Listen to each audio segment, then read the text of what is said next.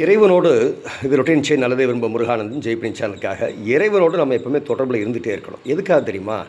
நமக்கு மேலே ஒரு சக்தி இருக்குது அப்படிங்கிற அந்த நம்பிக்கை என்ன பண்ணுன்னா நம்முடைய செயல்பாடுகளில் ரொம்ப அதீதமான ஒரு கவனத்தை நம்ம செலுத்த வைக்கும். ஒரு வரம்பு மீறி நம்ம போகவே மாட்டோம். வரம்புக்குள்ளேயே ஒரு சாராயம் குடிக்கிறதா இருந்தாலுமே சரி, அந்த வரம்புக்குள்ளே தான் நீங்கள் அதை அருந்துவீங்களே தவிர அதை தாண்டி போக மாட்டீங்க.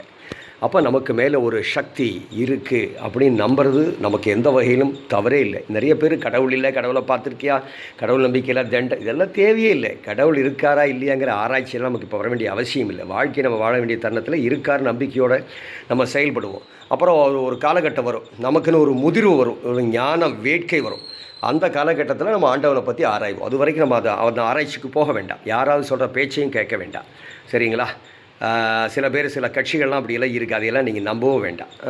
நல்லது.